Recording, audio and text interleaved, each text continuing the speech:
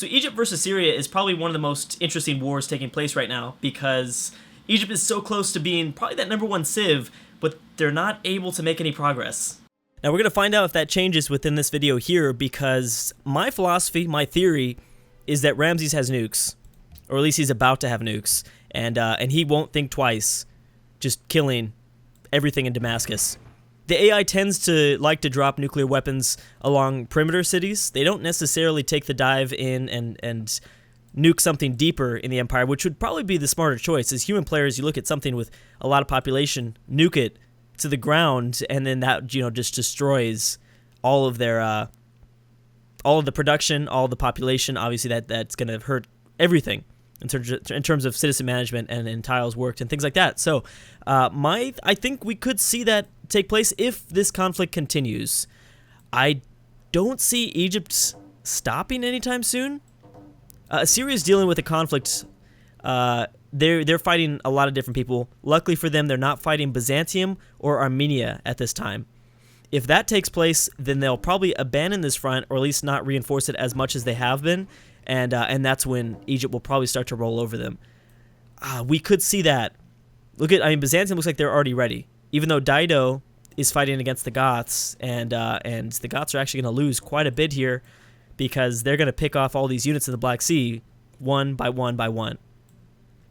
Another very interesting kind of Cold War. Oh, hey, Bavaria is actually doing a little bit of damage here. Bavaria is sending units across the Adriatic Sea, and the problem with that is obviously it's very easy for the Pope to destroy embarked units like that. So you have this really, really probably the strongest civ so far, Bohemia, just chilling here, with almost every single tile filled with some sort of military unit. So if Bavaria loses enough military, enough of their army, I could definitely see them, boom, coming in, taking Munich, and Munich has like 10 or 11. How many wonders do they have? Bavaria gets some sort of bonus to wonder building. So it's like 10 or 11 wonders.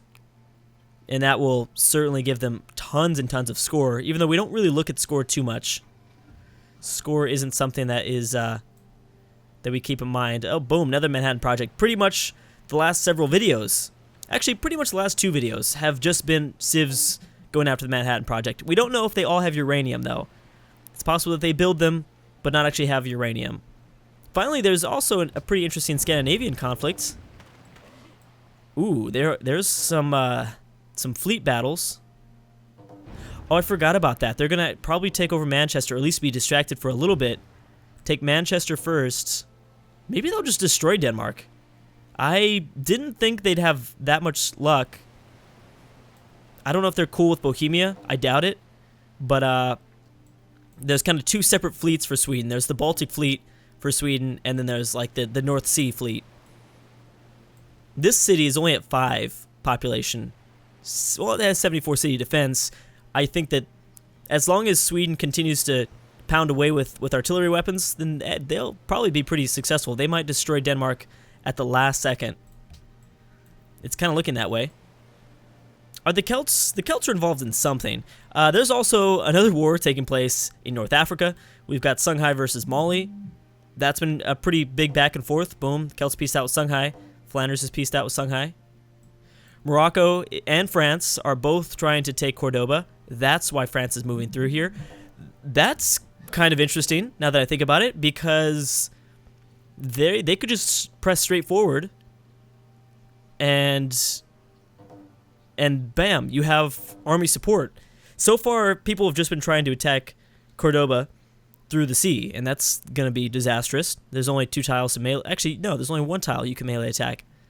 So that hasn't been going so well so far for most people. Did Sweden not take anything? It does not look like Sweden. Okay, well, now they'll take something.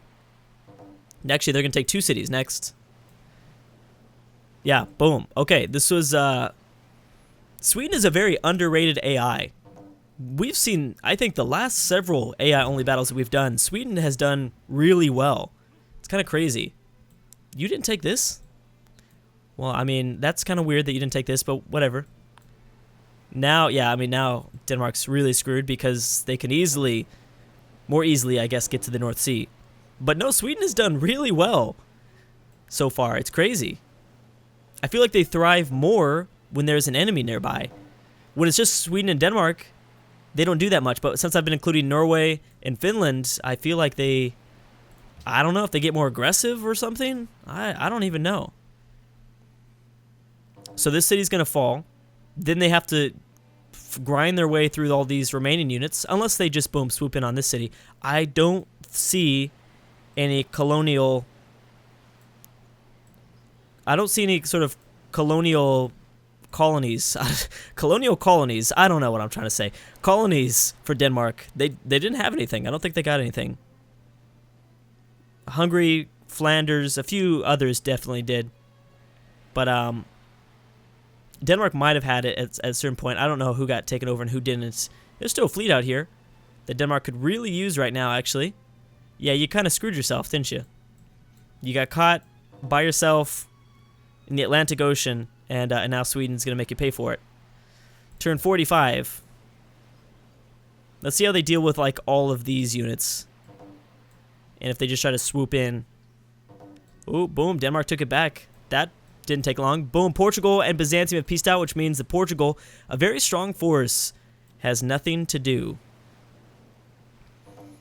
I mean, right now, if the vote were to start, like, right now, I'd probably do top 3 would be Bohemia, Portugal, and Egypt. Yeah, it would definitely be between those 3. If we do more than 3, I don't know. That would be tough. I would try my best. Right now, I don't think... There are definitely a few civs on the borderline for me, mentally. One of them being the Huns. Pretty much everybody in Eastern Europe. The Huns, the Goths, and the Prussians. I don't think I could justify the Prussians. If the Goths or the Huns take a few cities last second, or if they just take each other over, if one is super dominant over the other, then maybe. Well, then actually, if that's the case, then definitely. Okay, so Sweden grabbed that city back. Obviously, it's going to be at 1 population for a little while. This is going to be a back and forth, actually, for a quick second. Maybe Hungary. Armenia building up the Manhattan Project. Great Britain won't be doing nothing, I don't think. I think Great Britain is done. Definitely not bad, though. They definitely didn't have a... Well, it's actually, for the British mod, kind of one of their, I guess, worst games. One of their worst games. And that's saying a lot. That's wait, shouldn't I say that's not saying a lot? I don't know. They still did good. That's what I'm saying. Usually, the British mod does really good, though. They're very consistent. So they did pretty okay this time around, and that's the only reason why I'm saying they didn't do well here is because usually they do really well. But they, I mean, hey, they united the British Isles for the most part. They didn't kick off the Celts, though. That's kind of a big disappointment, are the Celts. Celts are a pretty massive disappointment.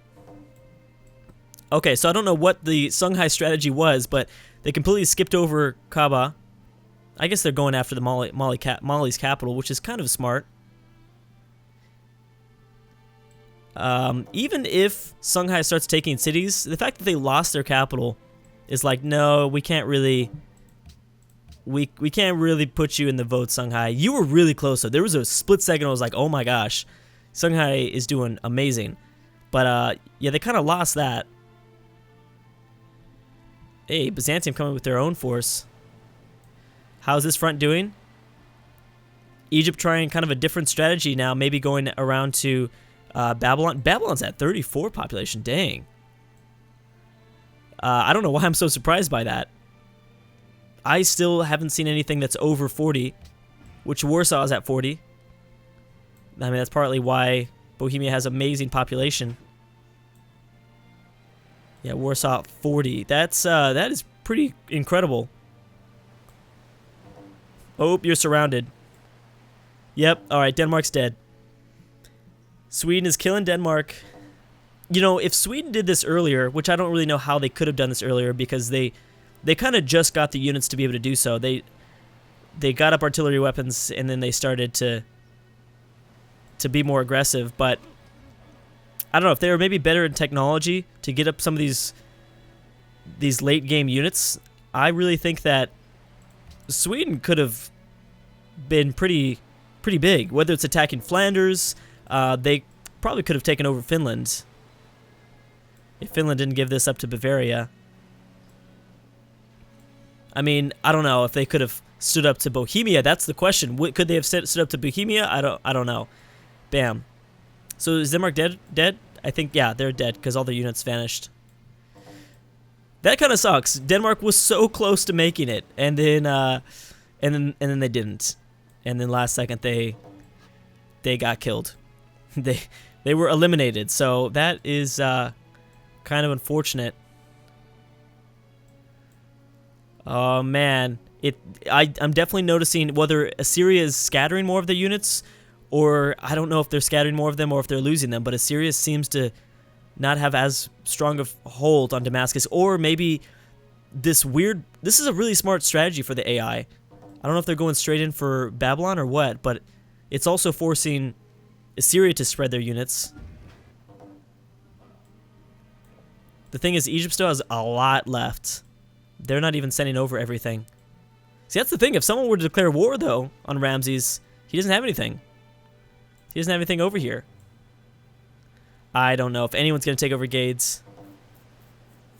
I thought we'd see something. At this point, I thought we'd see something. And yeah, Bavaria is not doing very well attacking the Pope's capital. And he tried. It looks like, wow, it does look like Bavaria's lost a lot. He has like nothing over here anymore. I bet you. So Portugal attacked Bavaria a few videos ago. If they tried that again, I think Maria would have tons of success here. Boom, Bohemia pieced out with Syria. So we've got two of the top three, I'd say, powers not at war. Bohemia and Portugal. Well, not at war with anybody super serious. I think this is, I don't know if this is Rome or Portugal that's at war with Carthage. It might be Rome. It would explain things, because obviously if it was it's got to be Rome. And he landed in the exact spot you probably wouldn't want to land in. Northern Sardinia, where you're going to have to grind, just slowly eat your movement points down to Gades. Well, they've got a privateer. I don't know who's at war with them. Somebody is. It could be, you know what, it could be just Sunghai, and they could be launching, yeah, you know what, I think it is. I think they're attacking with planes. Or maybe not. I don't know. You think the privateer would walk into that city. How are the Moors doing? France hasn't even done anything attacking the Moors. Morocco tried something, but yeah. I should have realized the Strait of Gibraltar was just not going to be a super successful attempt at Cordoba. Taking Cordoba, I should say. Like, there's no way that was going to work out for them. Oh, Sunghai's going to fall 1 unit short of taking this from Mali, which would have been a nice, like, slap in the face for them. Oh my goodness. Oh man, let's give it up to Assyria. Assyria ended up piecing out, and Egypt don't want none. Egypt does not want none anymore. That's really surprising. I think Egypt's probably going to face Arabia. They're probably going to set their sights on someone a little bit weaker now. They did not want any. Man, Assyria, that's awesome. That's great that they were able to defend themselves like that. I mean, they also had to, remember, they were facing a small force from the Huns. The Huns tried a little bit, and then Attila was like, you know what? No, F this. I'm not going through the Black Sea and losing all of my military. Clearly, the Goths should take a note out of Attila's book, because he's continuing to send things to the slaughter. No question. Yeah, so I think we'll hit turn 500 by the end of this video. So we'll definitely be going over it. It only makes sense to me. To me, it's like, okay, this has been... and I keep saying this has been the best AI-only battle we've ever done here on this channel. So why end it at turn 500? So I'm not entirely sure what turn we'll end it on, but let's at least go over turn 500. It's just too good. If the conflicts are continuing to play out. I mean, nothing too big. And at this point, I think it'd be too hard to tell. I'm glad that we're going to go into it at least one more video, because it would just be too tough, too close of a call. So I feel comfortable going a little bit further here. Oh, Egypt just got embargoed. Did you see that? I'm surprised people didn't reject that proposal, because Egypt is pretty wide. You know, there's a lot of people that probably were, I don't know, because they were so aggressive, maybe people started cutting off the cargo ships and the caravans to Egyptian cities. So maybe that's why. But then again, let's keep in mind that there's not that many people that border Egypt compared to the people that don't border Egypt. There's still, I think, what is it, 35? 35 civs probably still left in the game. And that's assuming that, well, and when Carthage gets destroyed, I'm assuming that they will. I'm assuming that someone's going to get their head straight. I don't know if that's going to be Rome. But we'll see. Come on, Hungary. You're disappointing me. It kind of sucks, because remember there's a split second where we thought, okay, Hungary was going to rise to power, I guess.